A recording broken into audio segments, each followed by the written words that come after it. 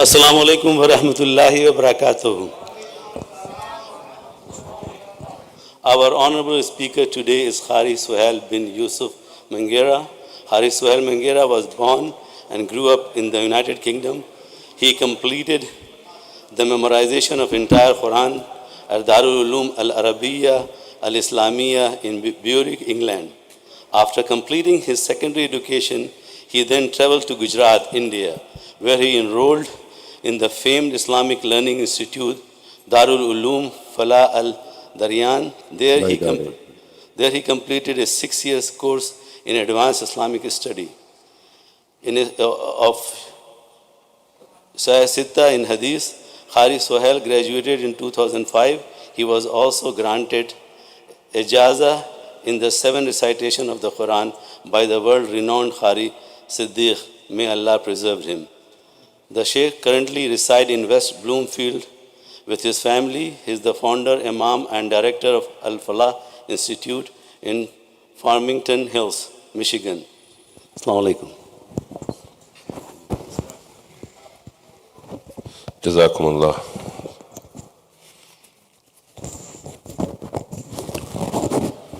Bismillahir Rahmanir Rahim. Assalamu alaikum wa rahmatullahi wa barakatuh.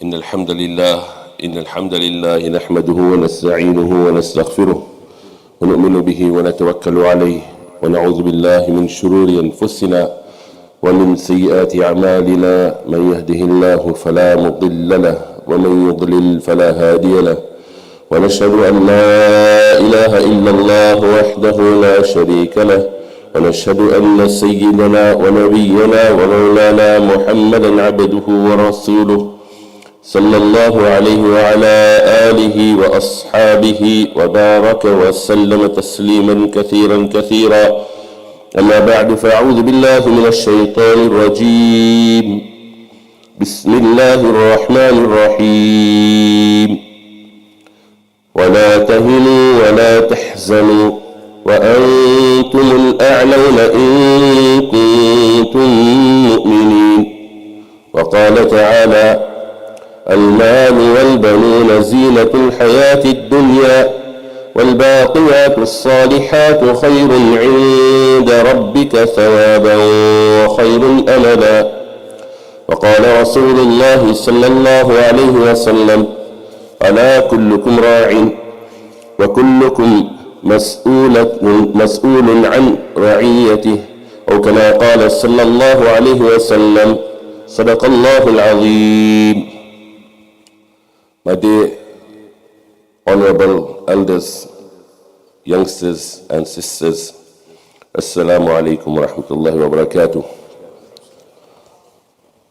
The ayah of the Quran which was recited before you, in which Allah subhanahu wa ta'ala says, Al-malu wal-banuna zinatul hayati dunya. That wealth and children are an adornment for this worldly life. وَالْبَاقِيَاتُ الصَّالِحَاتُ خَيْرٌ عِنْدَ رَبِّكَ ثَوَابًا وَخَيْرٌ أَمَلًا. But the everlasting good deeds are far better with your Lord in reward and in hope.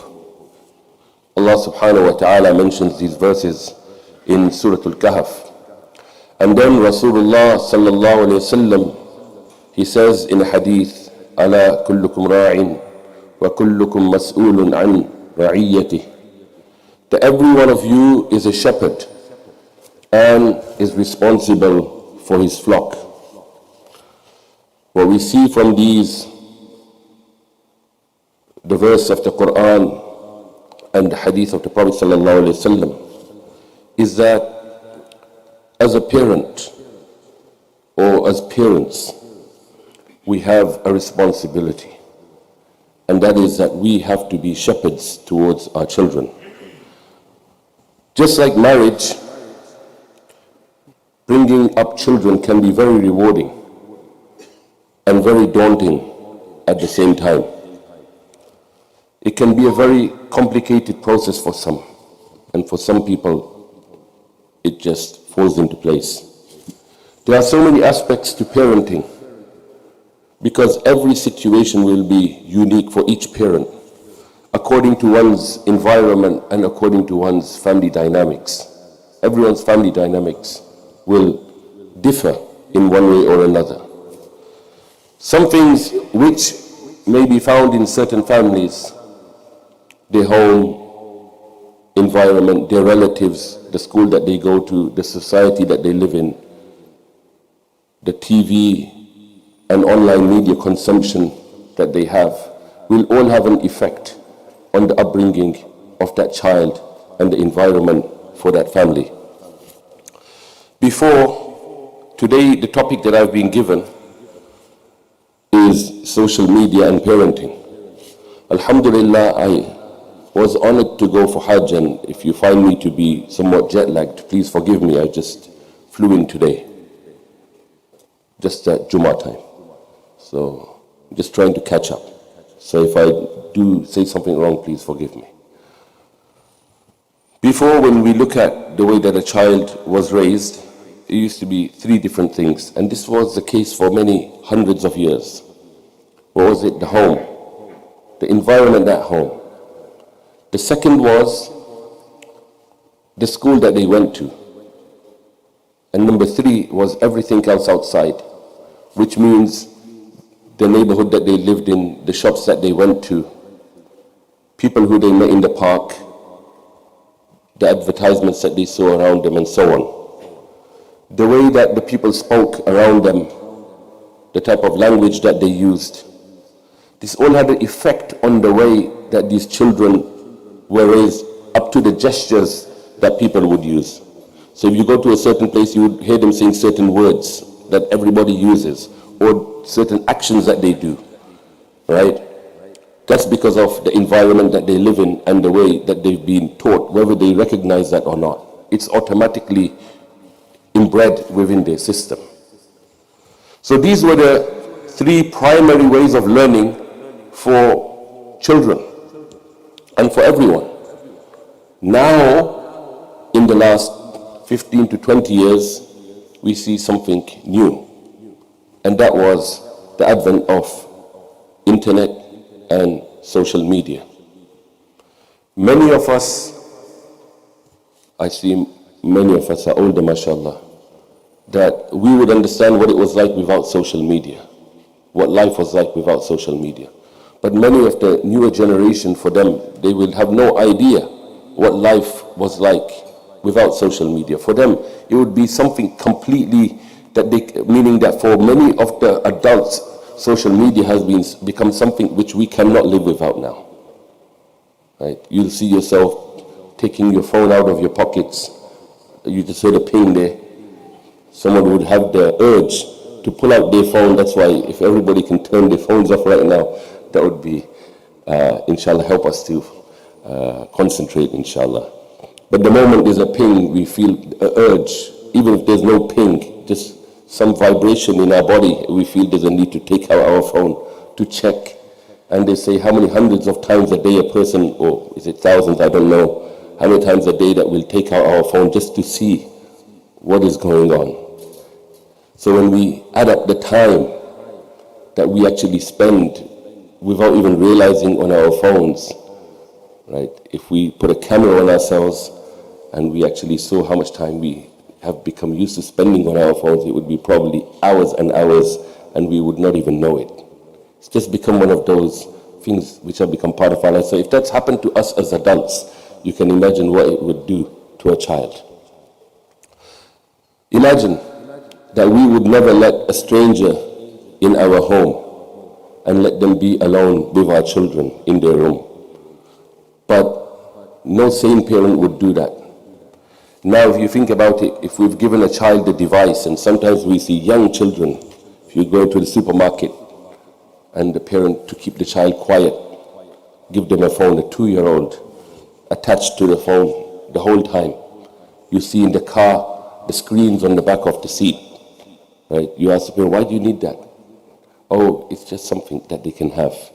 We think that is very innocent, but sometimes they become so attached and so used to this life of being glued to the screen.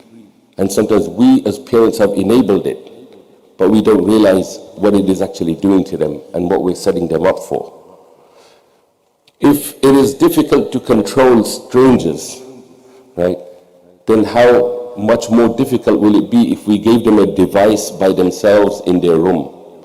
And many times that's what happens in homes. You ask a parent, oh, he's in his room doing his homework, under the guise of homework, but who knows what they're actually doing on their screens, right? And how many parents are actually checking what is going on with their children and what they're actually doing on that screen? Many parents, they don't have control, unfortunately, right? In our house, we have a rule that if you want to be on a screen, it has to be in the room where everybody is sitting, and we should be able to see the screen at all times. Otherwise, you don't deserve to have a screen, right? And especially when there's peer pressure and the children, every child wants a phone, right? And they don't want a regular phone, they want a smartphone. They don't want a dumb phone. What does a dumb phone mean? A flip phone where there's no internet, right? I'm also of the opinion that after a certain age, a child does need a phone to communicate with their parent, but it doesn't have to be a smartphone. You know, they ask, when would you want your child to start viewing pornography? And they say, the moment you give them a phone, then you can expect these things, right? So if you don't want them to view it, then you should be very careful. I'm telling you ishara, through ishara, right? Because I'm sure that we all understand what that means. So social media means that you are connecting with other people via the internet. You are connecting with people through an app or through some other type of platform. Now, are there benefits to social media? Absolutely. With everything you see benefit. Even with alcohol, in the Quran it says that there were benefits, but there were more harm. And that's why Allah subhanahu wa ta'ala made it unlawful. In the same way, social media also has benefits. What are the benefits? Some of the benefits of social media are that you can connect with other people instantly via the click of a button, which you could not do before. If you wanted to meet with other people, for example, you wanted to meet with your auntie in India, you'd have to go to India, or she'd have to come to you so that you can talk to one another. Now, with the click of a button on WhatsApp, you can do a video call, Zoom, whatever it may be, and you can talk with them, you can see them, you can interact with them, and so on. The second benefit is that it can be done very cheaply. Before, you'd have to buy a calling card to speak to them and so on. Now you don't need any of that. Again, you can hold a meeting, you can have multiple people, 50 people, 100 people in the meeting, Zoom call, and so on. And you can have people from all over the world in attending one meeting, and it can be done very easily. Send a link to everybody, and everybody will be part of that meeting. The third benefit is that information is at your fingertips, and you can also share information with other people very easily, good and bad. Now, if you look at a lot of the information, there are some good things that we learn. For example, you want to know how to put a light bulb, or you want to know how something is simple, you can watch YouTube and you can learn how to do that. But along with that, if you look at and you do research on what type of content do people actually view majority of the time, then a lot of the time it would be YouTube shorts and a lot of other material, which is going to be a complete waste of time. So that's the harm of it. Then there are people who are earning a living through social media. For example, you have people who are full-time YouTubers, full-time TikTok, full-time Instagram, whatever it may be. They have various channels and they use this to earn money. So what are the cons of social media? Now, if adults were having a conversation and they did not want children to listen in on the conversation because it was adult content. They wanted to discuss something which they did not want the children to be, you could say, exposed to, because their age was not appropriate for that content, or the content was not appropriate for their age. Then we would simply tell them that, can you please go out and play? Can you go to the other room and play? Or something like that, so that they would not be exposed to it.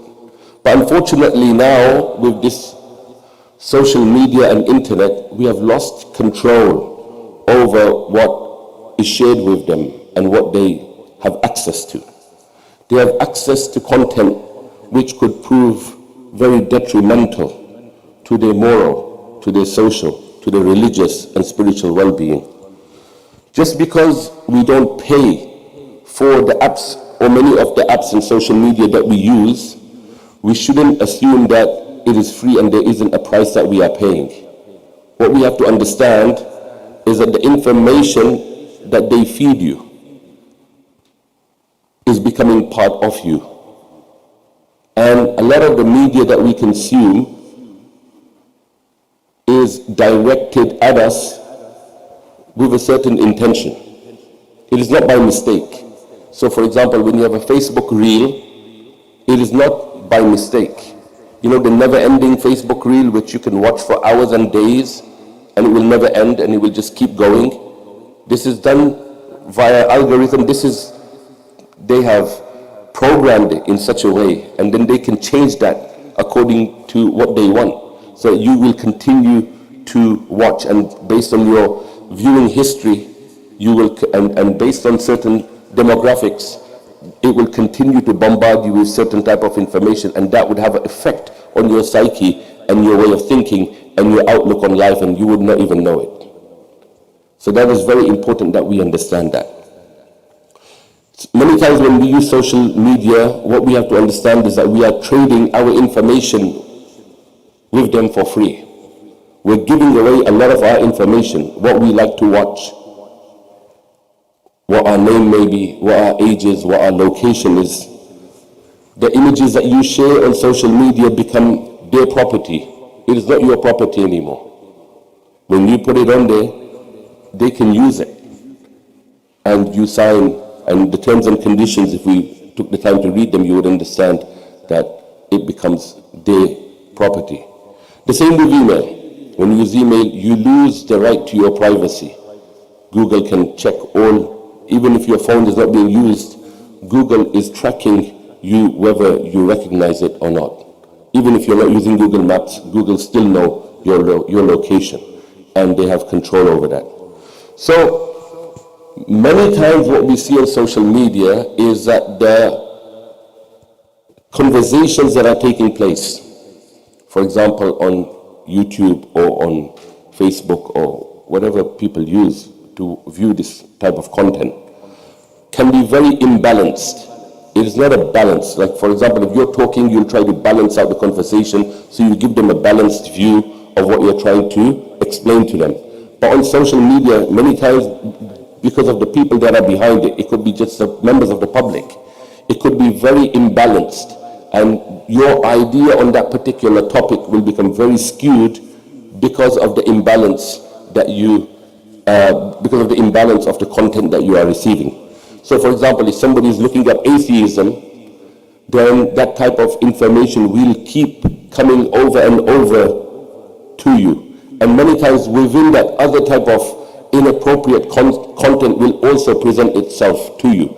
So many times you're viewing something very innocent, for example, and automatically some other kind of message goes in, and after 20 minutes you realize that the last 15 minutes I just spent on something which I was not even intending to view.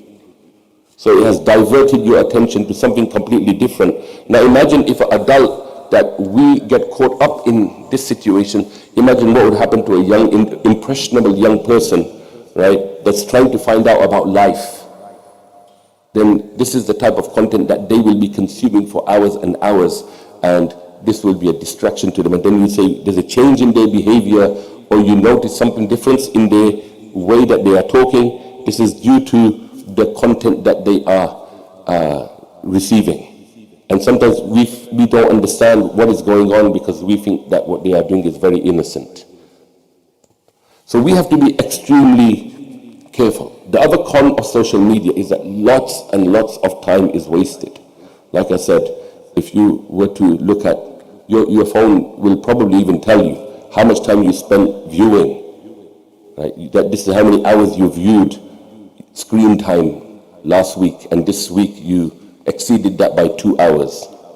Right? So last week was 40 hours and this week was whatever it may be.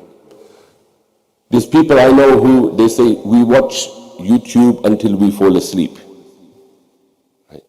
So instead of the way that the Prophet ﷺ taught us that when you go to sleep, you sleep on your right side, you have wudu, you read Surah Al-Mulk, it will be an advocate for you in the grave. It will protect you from the punishment of the hereafter. And we read the dua, Allahumma bismika amutu wa ahya. Oh Allah, with your name I sleep and I wake up. Or I die and I wake up. And we see that that is not happening many times because we are watching until our phone falls out of our hands and then we fall asleep in this manner every day, day after day. You know, there's people who say that we have TikTok and, you know, we can't. I said, the only way for you is to delete the app. When you have peer pressure, if you are with a group of your friends, and peer pressure does not just affect young people, peer pressure affects older people too.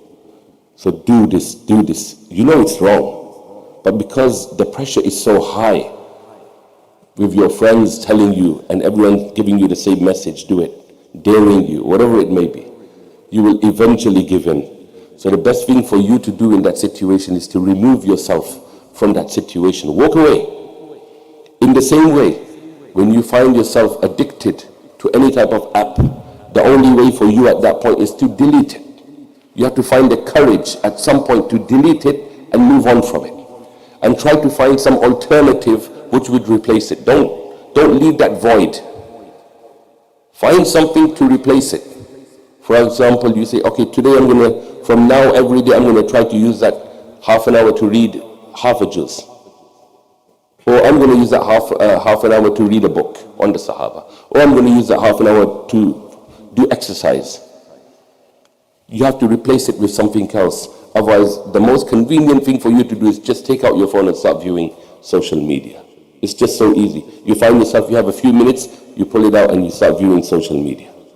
You're going to an invitation, you've been invited by someone at their home, and immediately you pull out your phone, even though these adults start talking and sometimes people are viewing their phone, instead of having a decent conversation like people used to. So it is extremely addicting to have these devices in our hands, and we have to be extremely disciplined in order to make the best and use it for benefit and avoid it harming us and having an impression on our worldview and our deen and our spirituality and our religion. Many times when children see this, like I said, they don't know how to deal with it. The child knows that something is wrong, yet he will still do it. You tell him, do your study. He knows that if I don't study, it's going to harm me in this way. Tomorrow I'm going to go without my homework. And for him, he doesn't care. The parent has to somehow get him to do his homework.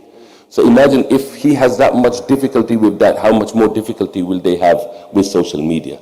That's why putting social media in their hands from a very young age is extremely detrimental to their well-being, to their health, to their religion. So we have to be so careful what we do. You know, sometimes parents say, and I know, and my own students, I notice a change, and I ask, what's going on? So, when we leave the house, we don't know what he's doing. I said, how do you leave your child by yourself in the house with these smart devices? Absolutely, it's a no. Alhamdulillah, I have 5 children. And we usually will take them with us wherever we go. Now that may not be an option for everybody, but we need to have something in place. There are certain softwares which you can put, Net Nanny, and so on. And you can look online. That would help you to control. But even with these softwares, you cannot completely control everything, right? Because young people are very smart. They know how to get around. They find loopholes. Like we find loopholes, they also find loopholes in how to get around many aspects of these things. One thing that we can do is we can, from a young age, because we cannot control everything that they do, one thing that we can try to do from the beginning, especially if our children are young, is try to control the environment in our home. At least we have control over that. Right? The environment in our home. So how much time we actually spend with them. So the schools that we send them to, the type of friends that they will meet over there. So controlling that to a certain degree. I know it's extremely difficult. Even when you send them to an Islamic school, sometimes there's going to be issues right? Because people come from different types of backgrounds and different types of homes and different types of experiences. And even within one family, you'll see a few different children, and each child will be different in their nature. So we have to monitor this, and we have to try to keep ahead of it without trying to be overbearing, but we have to understand where our children are spending their time. If we think about it, how much time do we actually spend with our children? And I give this example because we don't realize that we actually don't spend much time with our children. For example, a parent wakes up in the morning, just say 6, 7 o'clock. They make breakfast for their child. They haven't spoken to their child other than, please get up, go wash your face, brush your teeth. Other than that, how much conversation have they had? They've made their breakfast, they drive them to school. They're in school now, they spend how many hours in school? 8 hours at least.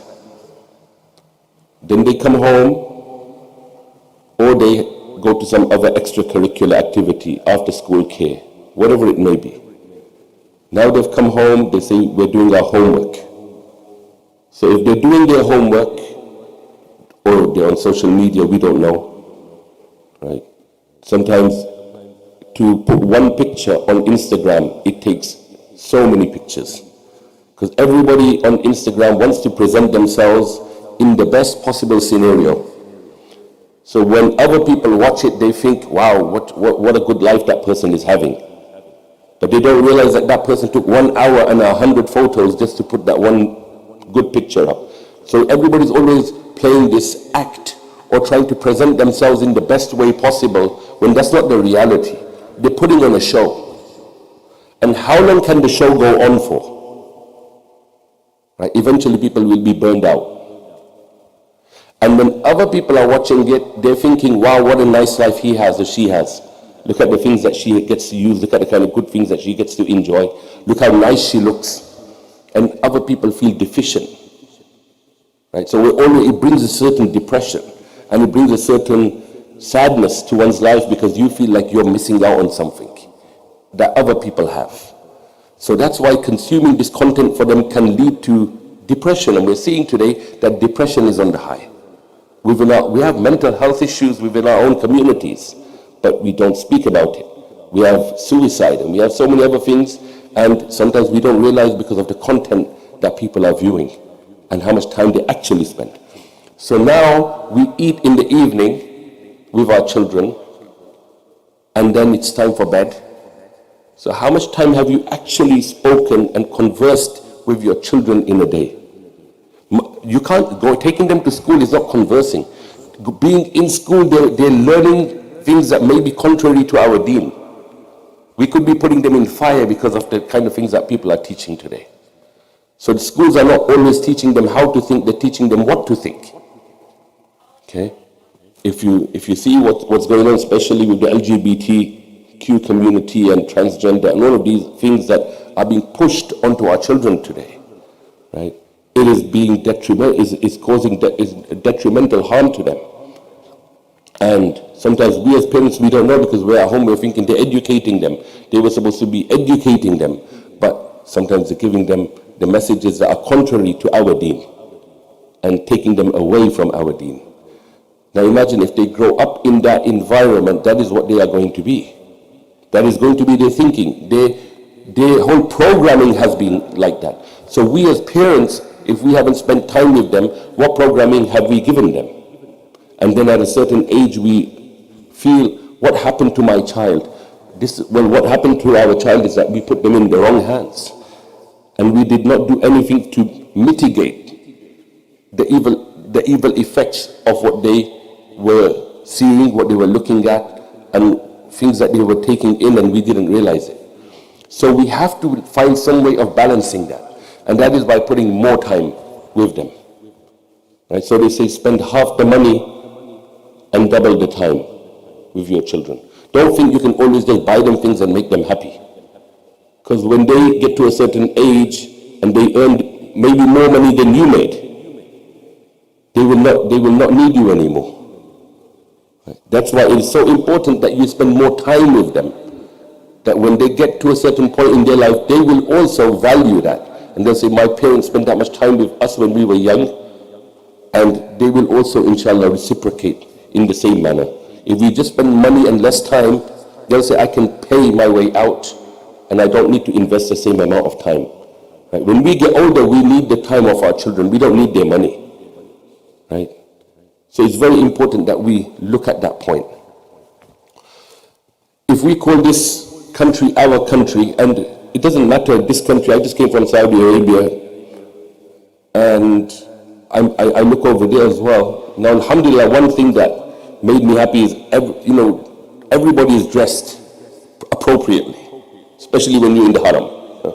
And you're in Mecca and you're in Medina, generally you see everybody dressed appropriately. And the same people, when they get on the plane, sometimes the dress changes. And I think, if you could have done that in Hajj, why can't you do that on the plane?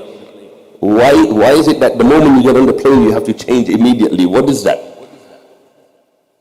I just came on the plane today and I saw that people changed their clothes as soon as they went on the plane. Same people that were with us in Hajj. And I sometimes wonder, why do you need to suddenly change? What is that trigger?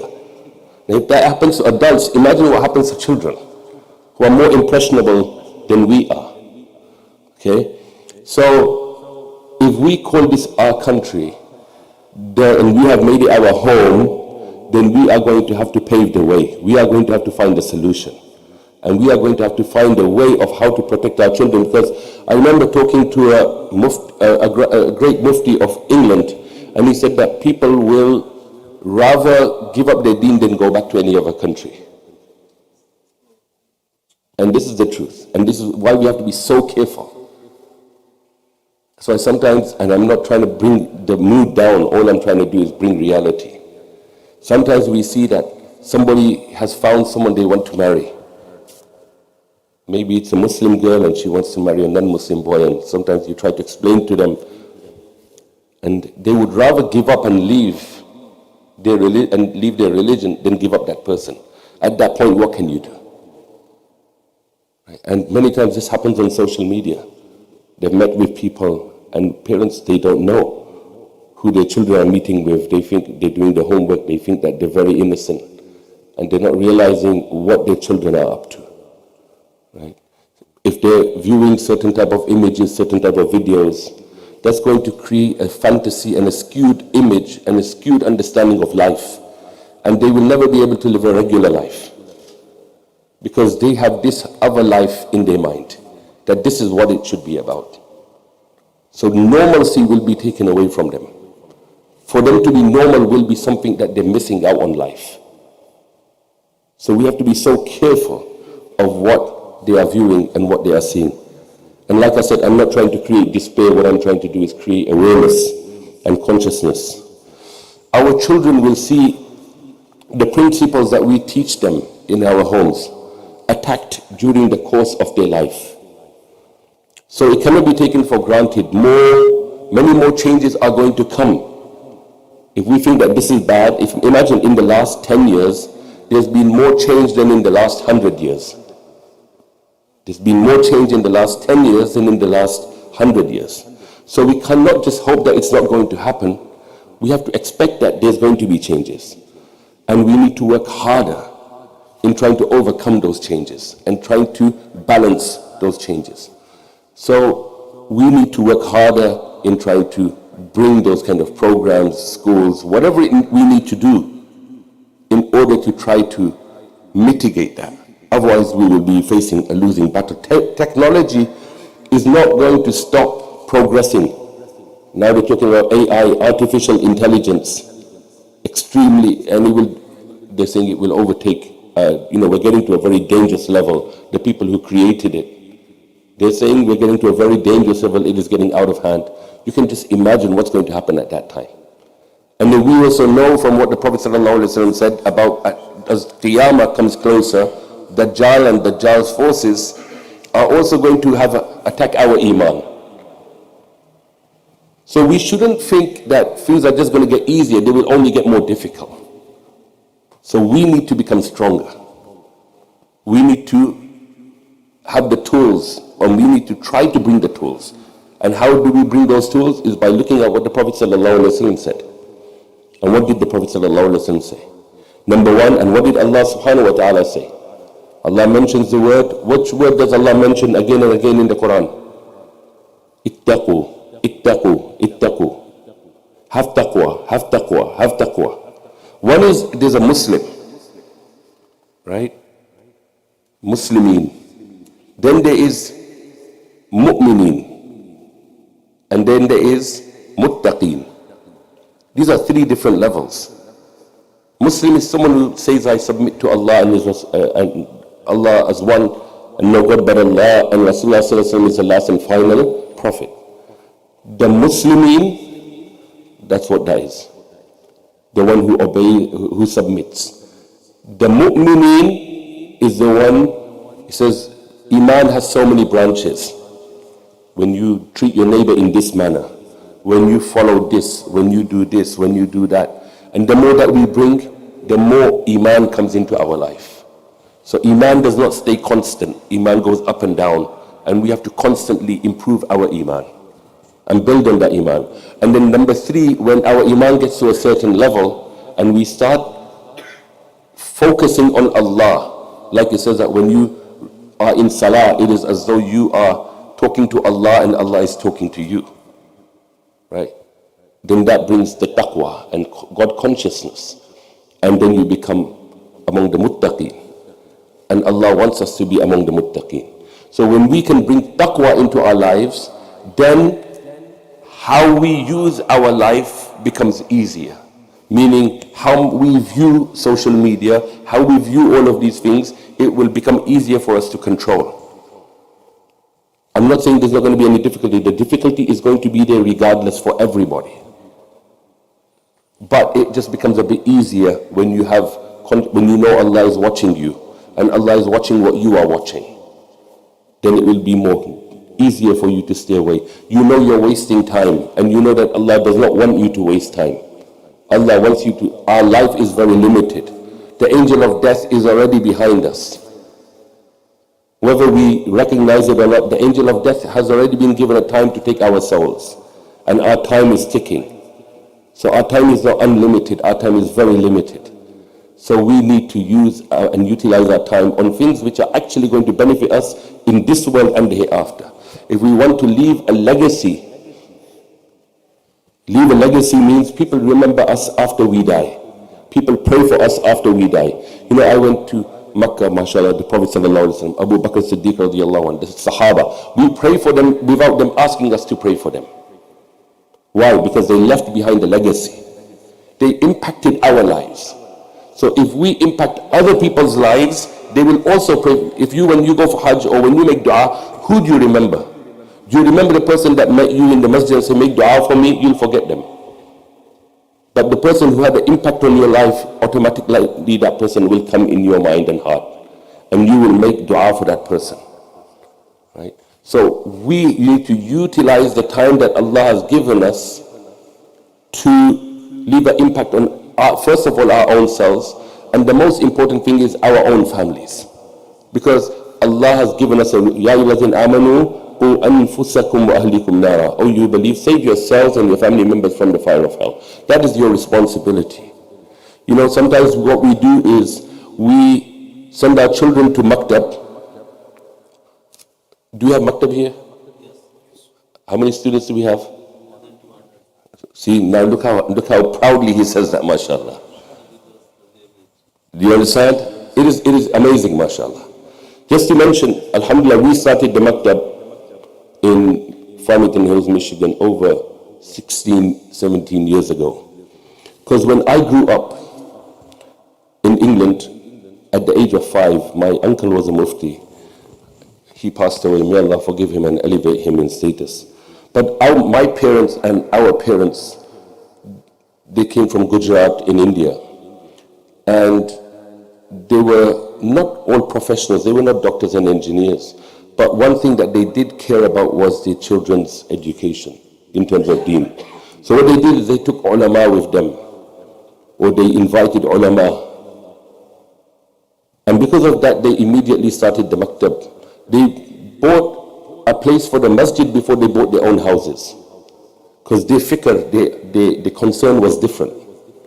And because of that, from the age of 5, we went to maktab. And you guys know what maktab is because mashallah, you have it now. So when I came to America, the first I saw Sunday school. And unfortunately, I never saw one child read with tajweed from Sunday school. I know many people come to me and say, my child, mashallah, reads with tajweed. I listen to him, I said, this is not tajweed. Because the standard of tajweed is so low. Tajweed is to read the Quran the way that the Prophet ﷺ recited it. The proper waqf, the proper pronunciation, and so on. And it is fard, not a sunnah. It is fard upon every Muslim to recite the Quran with tajweed. And this is what Maktab teaches you. We don't send our children to school one day a week. We send our children to school at least, how many days a week? Would you ever send them one day a week? No, no parent will ever do that. They'll move to another country if they have to. Never do that. But for deen, sometimes we do that. And we feel we're doing our job. I go for Jummah, he goes for Jummah, mashallah, we're doing our deen. That's not deen. Deen is something that we do every day, every second of our life. That is what deen is. Right?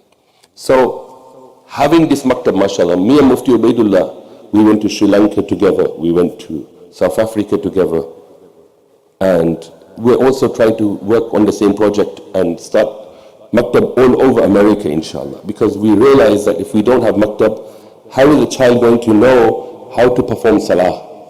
Who is going to teach him to perform salah? And in maktab we do this.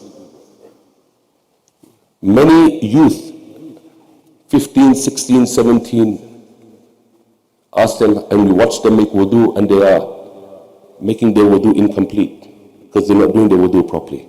They don't realize what the fard is. Right? They don't know the faraid in salah, the compulsory acts of salah. And the whole life, it's so sad that they learn, we come to this country and we learn English and we learn to speak it properly, even though we didn't know a word of English when we came for some people. But we do not learn how to recite Quran properly, and we were born Muslims. You know, on the day of judgment in our grave, or on the day of judgment, the Quran is going to complain to Allah subhanahu wa ta'ala that it did not give me my right. What answer will we have before Allah subhanahu wa ta'ala? So I'm saying this because we can always improve and we can always make amends and we can always try to rectify ourselves with Allah subhanahu wa ta'ala. So this is something that we can work on. So going back, mashallah, I grew up with this maktab system, so we said we have to have this system. So we started with 3 days, and now mashallah we have in one masjid over 40, 50 students, in another masjid over 30 students. And like this now, they're learning all these different subjects, they're learning their deen. If we don't know the seerah of the Prophet sallallahu alaihi wasallam, how will we have love for the Prophet sallallahu alaihi wasallam? Like you go to Medina and you don't know nothing about the Prophet sallallahu alaihi wasallam. On the other hand, you have an understanding of his sacrifices, of what he did for the ummah, how he gave up the worldly luxuries in order for the ummah to go to Jannah, in order for his ummah to be safeguarded from the fire of hell. Your love will only increase. How the Prophet ﷺ did not have smoke coming out of his chimney for months on end, and his soup would be vinegar, and he would live on aswadain, the two black things, one is water and one is dates. And this is what he lived his life upon, even though he could have had everything. We go for Hajj today and we see these buffets and like 40 different type of dishes and the luxury that we see. And you contrast it with, and then we're going around in a train or a bus and we say, wow, this is so hard. Imagine the Prophet ﷺ and the Sahaba, they would walk to all these places. They would walk to different countries. They would go on camel, they would go on horse. And in that heat, the heat right now there was 115 degrees Fahrenheit. And we have AC. They didn't have AC. The sacrifices that our beloved Messenger ﷺ went through, the Sahaba went through to bring the deen to us. So when we understand this, our love can only be intensified for the Prophet ﷺ. So that's why as parents, primarily it is our duty to to teach our children. It is not the school's duty. It is primarily, they're secondary. If a child goes wrong, then at some point it is the parent not being able to fulfill the right of that child. Right? The parent would be to blame. We cannot blame the school only because the parent had control of which school his child went to. I personally have 5 children, alhamdulillah. Two of them have already become hafiz. The others one has done 20 juz, the fourth one has done 15 juz. We homeschool all of them. And alhamdulillah, some of them are doing high school and college together. So both, and the older one has started the Alima program too, alhamdulillah. So we want to give them the best of both, but it comes at a tremendous sacrifice. And all our time is basically spent on that. But I don't have a problem with that. Right? Because I want them to be examples for other people. Right? That we can do it. So as parents, we need to put the time in. We need to sit with them. If we can't do all of that, then at least we can sit with them in the evening and do ta'aleem with them. What is ta'aleem? Get a book like Al-Adab al-Mufrad. Right? Teaching them the adab, the etiquette. That when we visit someone, then this is the etiquette. When we go into the house, then this is the etiquette. When we go to the market, this is the etiquette. Because many times you see guests come to our home and our children are in their room, they don't even come out to meet them. Or they're sitting on the same table and they're on their phones. Or they're sitting down and the uncle walks into the room and nobody stands up to greet them. Or the uncle comes, is your dad home? No, he's not home. End of conversation. This was not the adab. Assalamu alaikum, please come in. There was certain adab that we used to have, certain etiquette. And we see that missing. Social media is not going to teach you that.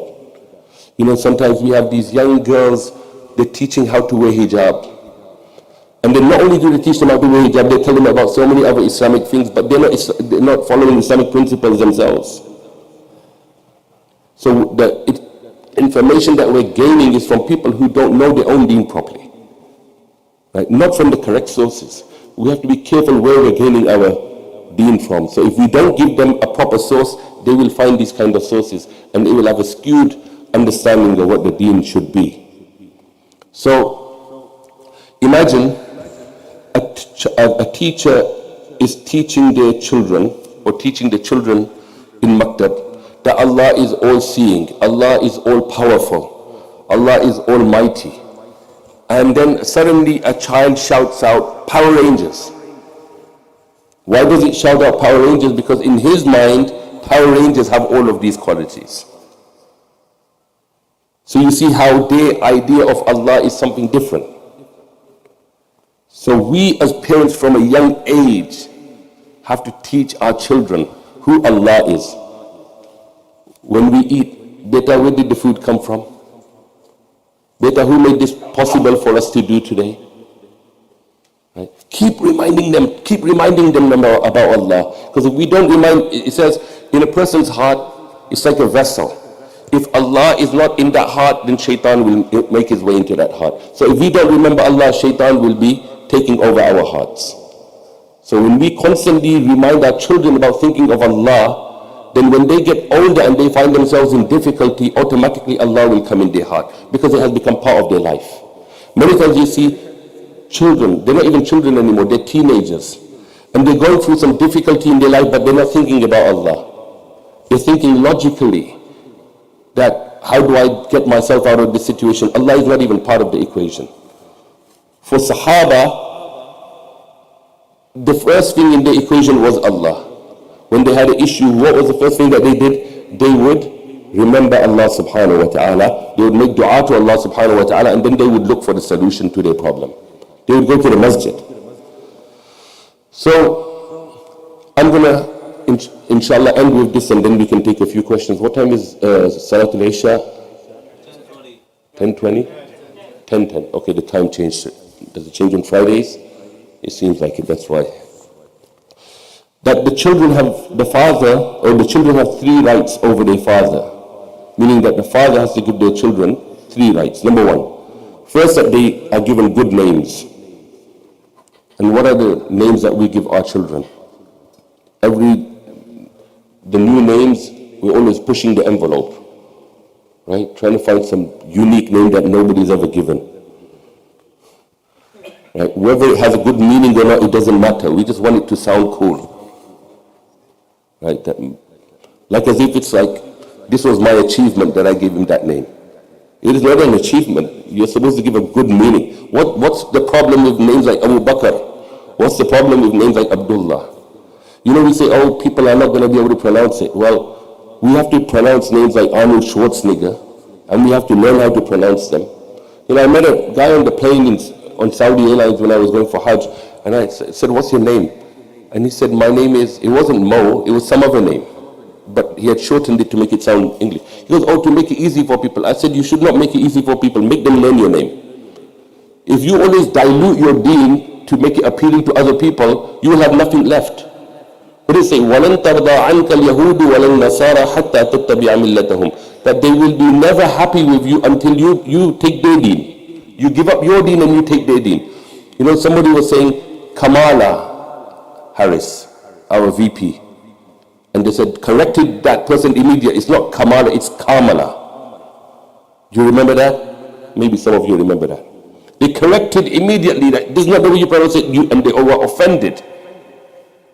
And we give it to them on a plate without even them asking for it. Right? So give good names to your children because it will have an effect on them. The second thing, that the children are provided with a good education. When we talk about education, obviously their understanding of the world, that Allah is going to give them sustenance, right? But don't overdo it. Meaning that we're so focused on academics that we forget about their deen. There needs to be a balance. So it needs to be academic education as well as Dini education. Dini education means that they understand the fard ain, on how to live their lives as good Muslims. So giving them all the subjects that we teach in Maktab. Tariq, Aqidah, what's their belief regarding the angels? What's their belief regarding different aspects of life that they're going to go through? And not just the basics, but we need to go a bit beyond that, because when they go to college and they are faced with a certain situation, then they know what their belief is regarding that certain topic. So then they are able to better align themselves with the right kind of crowd and save themselves from the wrong kind of crowd, because it's very easy to get in with the wrong crowd. And then the third thing is that we help them to select good spouses. So, you know, a child comes and says, I want to do this. We don't say just follow your dreams. No, we don't do that. Because what do they know what's right and what's wrong? Sometimes someone says, I want to become a doctor. And then after 2 years, they say, I don't want to do this. Now I want to become a school teacher. We help guide our children. We help talk to them. We help make them understand that this may be good fit for you. You know, they were saying about the Indian community. I'm not talking about just Muslims. I'm talking about non-Muslims. That they're among the most successful community in America in terms of wealth, because they really work solid with their children, with other people. They trust one another, and they work as a team to raise their children. As Muslims, we need to learn to do that. Have these good plans in place, supporting one another, giving our time to teach our children the things that we're good at. Right? So I'm not only talking about academics, I'm also talking about things that we do every day. So in our masjid, we have programs like cooking, craft, activities of this nature, so that finance, for example. Many Americans don't understand finance, right? How to live with a budget, how to not always be in debt, how to live within your means, right? Over 70% of Americans, I don't know, it's a staggering number, that they don't have enough money at the end of the month for a $400 emergency. This is because it's not taught in school. So we need to teach our children all of these things to be successful in terms of being independent from putting their hands before anyone else and spending too much time in trying to achieve the wrong things. Otherwise, we're always going to be chasing the dunya, and we'll have no time to understand and spend time on our deen. Right? So these are things that we need to be hands-on with our children. And somebody said something very interesting, that a righteous mother, with the correct nurturing of the child, can give the child a 15 to 20 year head start on the path of Allah subhanahu wa ta'ala than a non-righteous woman. So if someone did not teach their child the deen, as opposed to someone who did from a very young age, that individual, their child will have a 20-year head start in their deen. I'm not saying they can't catch up. Everybody can catch up. Everybody can make amends. But what I'm saying is that we've already given them a platform to stand on. So that's why we need to work from the very beginning. And Rasulullah sallallahu alaihi wasallam, that's why he said that when you get married, you look for different things, but what's the most important thing that you should look for is piety. Because when both of you are on the same page, you've already won half the battle. You're not bickering over what to teach your child. You've already come to the conclusion that this is what we want to do. We want red. We're not looking for any other color. And this is what we want to teach our child. Now you're working together for your child to be able to achieve that. So you're not constantly bickering that, no, we don't want him to do this. We do want him to do this. And this is what happens in many families. They're not on the same page. So the child then is the one that loses out. Right? So we have to be on the same page. And if we're able to do that, then we're going to give them the tools to succeed in their life. From the time that moment, and the moment that child wakes up in the morning, the child is going to be guided. Right? The parent will say, "Chalo dua parlo." Read the dua for waking up. Alhamdulillah alladhi ahyana ba'da ma amatana wa ilayhi an-nushur. Now go and do your fajr salah. Right? As opposed to go and quickly have your breakfast, we have to go to school. Right? There's no deen in that. Right? But on the other hand, come and do your fajr. Now ask Allah subhanahu wa ta'ala to make your day easy. Now you can recite a bit of Quran, right? 10 minutes, whatever it might be. Even if they don't recite Quran, at least they've begun their day with remembering Allah. Will there not be barakah in the day of that child if they start with Allah's name as opposed to not having Allah in the beginning of their day? Right? So these are things that we need, and it's very easy to do once we make this habit. You know, in Maktab we teach du'as. When you go to the bathroom, then this is the dua that you read. What does it say? That a person, when they go to the bathroom and they don't read the dua, shaitan plays with them. But when we read the dua, then Allah protects us. Right? Can you see how much we're missing out? Before we eat, that the barakah of food is when you say Bismillah before you eat. But sometimes we're eating and we forget to even say Bismillah. Sometimes if we've taught the child would remind us that we forgot to say Bismillah. Right? So if we give them the right nurturing, it will be a much better situation for us and for our children, inshallah. You know, we've seen new revert Muslim sisters that they're about to have a child and they're listening to Quran for months and they don't want to see any kind of image which may harm the child. The child is not born yet, but they're so concerned about their child that from the very beginning, and this is what my wife did too for our child, stayed away from so many things like that because they did not want it to have an evil effect on the child. Now imagine a mother who's breastfeeding the baby and she's watching Bollywood or Hollywood or on social media and whatever is going on. Will that not have an effect on the child? Right? Keeping them away from haram food, because haram food will have an effect on your spirituality and your acceptance of your du'as. Right? If you want Allah to accept your du'as, then you need to be careful what you consume, because we've been told that Allah is pure and Allah only likes that which is pure. So we should stay away from those things which are impure. You know, imagine the mother of Imam Bukhari rahimahullah. She was a very righteous woman. Imam Bukhari rahimahullah, he was blind from a very young age, and they took him to so many tabib, doctors and healers, but nothing would bring back his sight. So his mother would often, being a mother, cry to Allah subhanahu wa ta'ala because she had strong belief in Allah subhanahu wa ta'ala. And and begged Allah to restore the sight of her child. And Allah subhanahu wa ta'ala, one night in her dream, she sees Ibrahim alayhi salam in a dream, and she was told that Allah has restored the sight of your child due to your du'as and your beautiful du'as that you make to Allah subhanahu wa ta'ala. Allah has accepted it. So in the morning when Imam Bukhari rahimahullah wakes up and comes out of his bed, his eyesight has been fully restored by Allah subhanahu wa ta'ala. Imagine the dua of the mother.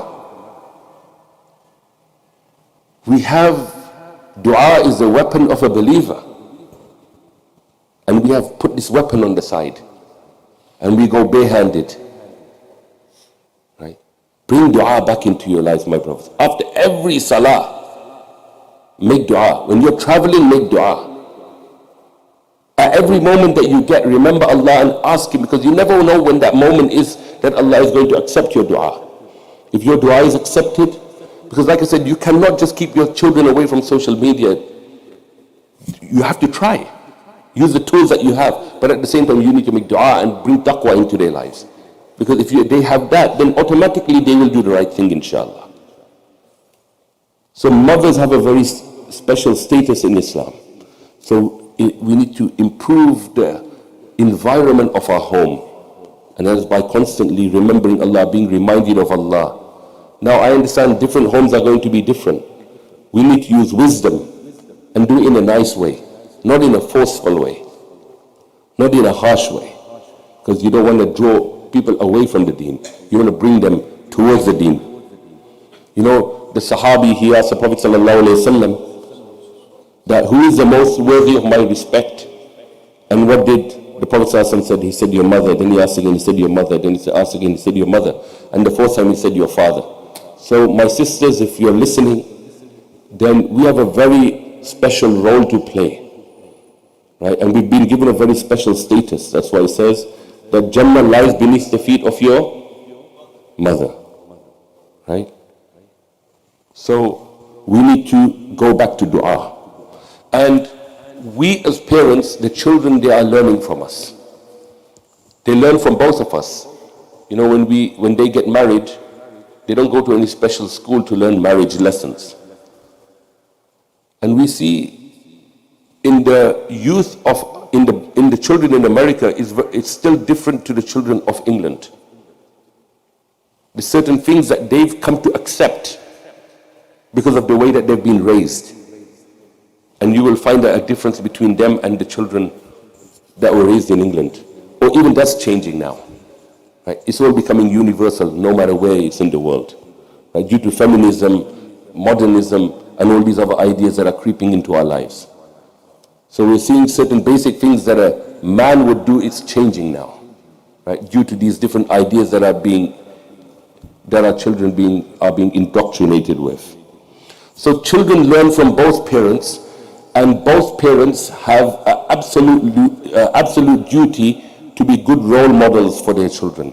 We can't act how we want. We have a responsibility. Our children are learning from us. So if we want our children to do good, then we can't be watching Bollywood and Hollywood movies with them. We need to be taking them for salah. We can't say, oh, my child should pray. You know, I've got a friend, and one thing I like about him a lot is that when you have different friends, but this particular friend, when you say something, he takes it to heart. So when you mention a hadith, that's how the Sahaba were. That when the hadith was mentioned, they would bring it into their lives.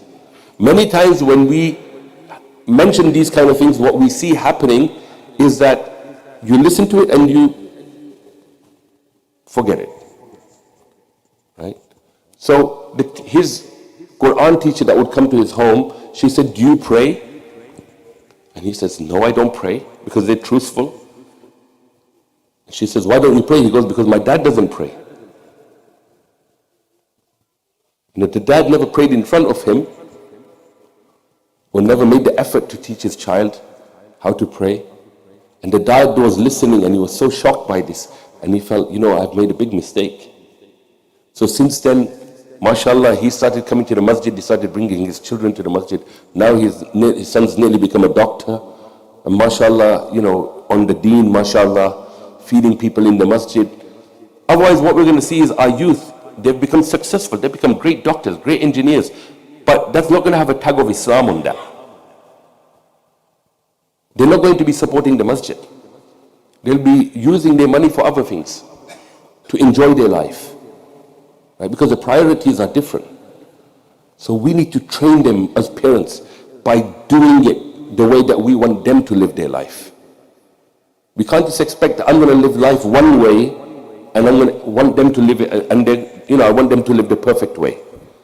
It wouldn't work like that. We have to lead by example. Now, I'll finish with that. There was a lot more to discuss, but like I said, that we ask Allah subhanahu wa ta'ala to give us the tawfiq to find ways of spending time with our children, find ways of keeping our children in a good environment. Because the environment will have a great effect on our child.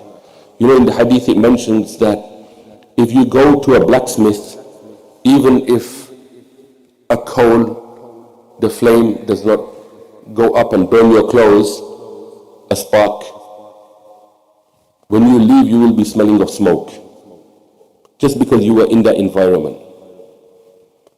And if you go to a person who sells perfume, even if he didn't put some on you and that you can take it back with you, at least whilst you were there you were smelling a good scent. So الناس معادن كمعادن الذهب والفضة. That the environment that you're going to be in, you're going to become like that. So you have the best person, you put him in an evil environment, even if he's the best person, something will affect him in some way negatively. It will affect his mind in some way. But you have the worst person and you put him in a good environment, he will take something positive from there. So the environment has, like I said, when you go for Hajj and you go to Umrah and you're in that environment, it becomes so easy for you to do the right thing. It becomes easy for you to go to the masjid. It becomes easy for you to put on the hijab. It becomes easy for you to wear the topi. Or whatever it might be. And then the moment you come on the plane, the environment changes and you also make changes in your life. So may Allah give us the tawfiq to bring about a good environment in our home. May Allah allow us to spend more time with our children. May Allah allow it to become easy for us to become good parents and to fulfill our role as parents. May Allah subhanahu wa ta'ala allow us the ability to see the situation in our home and analyze it and bring about good change in our home, to help our children to nurture them in the right way, and to help us as Muslims to strengthen the deen in our home. May Allah make our homes places of barakah. May Allah make our homes beacons of light for the whole neighborhood. And may Allah subhanahu wa ta'ala keep us upon the deen. May Allah safeguard us from the fitna of Dajjal, from the fitna that we see around the world. And may Allah subhanahu wa ta'ala take us with Iman in a state that He is happy with us. And may Allah subhanahu wa ta'ala forgive us for our shortcomings. وآخر دعوانا أن الحمد لله رب العالمين. I think we have a little while. We can maybe take a few questions related to the topic that we have. And if not, then inshallah we can prepare for Salah inshallah. Do we have any questions?